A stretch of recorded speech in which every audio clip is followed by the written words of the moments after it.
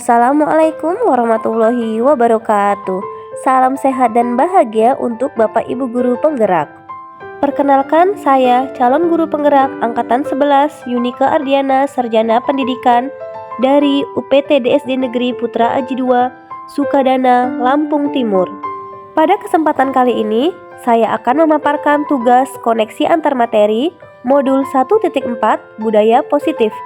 Adapun tujuan pembelajaran, calon guru penggerak dapat menyusun langkah dan strategi yang lebih efektif, konkret, dan realistis untuk mewujudkan budaya positif di sekolah. Pertanyaan A.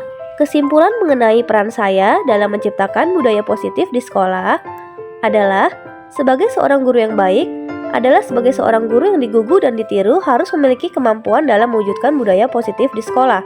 Budaya positif tersebut dapat dilaksanakan dengan menerapkan konsep-konsep inti sebagai berikut. Pertama, disiplin positif dan nilai-nilai kebajikan universal. Kedua, teori motivasi, hukuman, dan penghargaan restitusi. Ketiga, keyakinan kelas. Keempat, kebutuhan dasar manusia dan dunia berkualitas. Kelima, 5 posisi kontrol. Dan keenam, segitiga restitusi. Disiplin positif dan nilai-nilai kebajikan universal. Disiplin positif merupakan suatu cara penerapan disiplin yang mengajarkan murid bertanggung jawab dan menumbuhkan kesadaran diri berdasarkan nilai-nilai kebajikan. Disiplin positif mengarah kepada disiplin diri yang dapat mengontrol diri dalam melakukan segala tindakan. Disiplin diri dapat membuat murid memahami dan menyadari berdasarkan motivasi internal, bukan karena menghindari hukuman ataupun mendapatkan pujian. Teori motivasi, hukuman, dan penghargaan restitusi. 3 motivasi perilaku manusia. Pertama, untuk menghindari ketidaknyamanan atau hukuman, yaitu mereka yang sedang menghindari permasalahan yang mungkin muncul dan berpengaruh pada mereka secara fisik, psikologis. Motivasi ini bersifat eksternal. Kedua, untuk mendapatkan imbalan atau penghargaan dari orang lain, yaitu mereka melakukan sesuatu untuk mendapatkan hadiah, pengakuan, atau imbalan. Motivasi ini juga bersifat eksternal. Ketiga, untuk menjadi orang yang mereka inginkan dan menghargai diri sendiri dengan nilai-nilai yang mereka percaya. Ini adalah motivasi yang akan membuat seseorang memiliki disiplin positif, karena motivasi berperilakunya bersifat internal, bukan eksternal. Keyakinan kelas. Nilai-nilai kebajikan bahwa menekankan pada keyakinan seseorang akan lebih memotivasi seseorang dari dalam. Seseorang akan lebih tergerak dan bersemangat untuk menjalankan keyakinannya, daripada hanya sekedar mengikuti serangkaian peraturan tertulis tanpa makna. Guru berperan dalam mewujudkan terbentuknya keyakinan kelas atau sekolah dengan adanya kesepakatan antara guru dan murid. Keyakinan kelas atau sekolah yang dibuat berupa pernyataan-pernyataan universal yang mudah diingat dan dipahami oleh murid dan harus diterapkan baik di dalam kelas maupun di lingkungan sekolah. Kebutuhan dasar manusia dan dunia berkualitas. 5 kebutuhan dasar manusia. Pertama, kebutuhan untuk bertahan hidup. Kedua, kasih sayang dan rasa diterima. Ketiga, kebebasan. Keempat, kesenangan. Dan kelima, penguasaan. Dunia berkualitas Anda adalah tempat khusus dalam pikiran Anda. Tempat Anda menyimpan gambaran representasi dari semua yang Anda inginkan. Bisa berisi orang-orang, hal-hal, dan apa saja yang terbaik dalam hidup Anda, dan membuat Anda merasa bahagia dan terpenuhi kebutuhan dasar Anda. Bila guru dapat membangun interaksi yang memberdayakan dan memerdekakan murid, maka murid akan meletakkan dirinya sendiri sebagai individu yang positif dalam dunia berkualitas, karena mereka menghargai nilai-nilai kebajikan. Restitusi 5 posisi kontrol. 1. Guru sebagai penghukum. 2. Guru sebagai pembuat merasa bersalah. 3. Guru sebagai teman. 4. Guru sebagai pemantau. Dan 5. Guru sebagai manajer. Di antara kelima posisi kontrol tersebut, posisi kontrol terbaik seorang guru adalah sebagai manajer. Jika guru memposisikan diri sebagai manajer, maka dapat menyelesaikan suatu permasalahan murid bersama, mempersilahkan murid bertanggung jawab dan mendukung murid agar dapat menemukan solusi atas permasalahan mereka. Posisi manajer mengacu pada restitusi yang dapat menjadikan murid sebagai manajer bagi dirinya sendiri, sehingga dapat tercipta identitas positif pada diri murid. Restitusi, segitiga restitusi. Tahapan dalam segitiga restitusi. 1. Menstabilkan identitas. 2. Validasi tindakan yang salah. 3. Menanyakan keyakinan.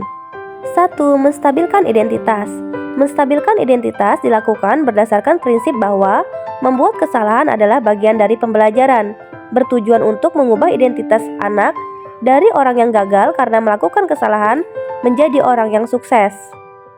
2. Validasi tindakan yang salah. Validasi tindakan yang salah dilakukan berdasarkan prinsip bahwa setiap tindakan kita dilakukan dengan suatu tujuan, yaitu memenuhi kebutuhan dasar. Menurut teori kontrol, semua tindakan manusia, baik atau buruk, pasti memiliki tujuan tertentu. Seorang guru yang memahami teori kontrol pasti akan mengubah pandangannya dari teori stimulus respon ke cara berpikir proaktif yang mengenali tujuan dari setiap tindakan. 3. Menanyakan keyakinan.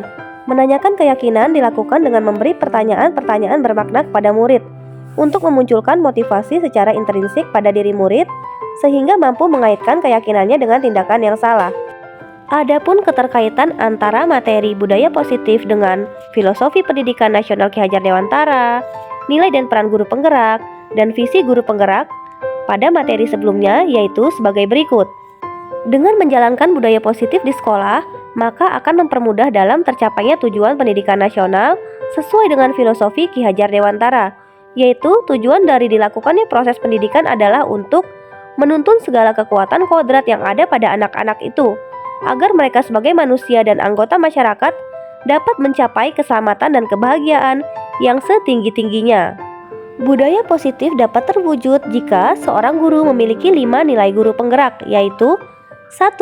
Berpihak pada murid, 2. Mandiri, 3. Reflektif, 4. Kolaboratif, 5. Inovatif. Guru juga harus memiliki peran guru penggerak dalam membangun budaya positif di lingkungan sekolah. Di antaranya sebagai pemimpin pembelajaran, mendorong kolaborasi, penggerak komunitas praktisi, mewujudkan kepemimpinan murid, dan menjadi coach bagi rekan guru.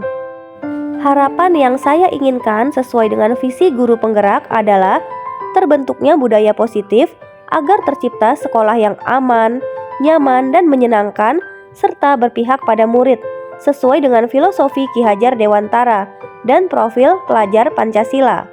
Pertanyaan B, buatlah sebuah refleksi dari pemahaman Anda atas keseluruhan materi modul budaya positif ini dengan menjawab pertanyaan-pertanyaan berikut ini.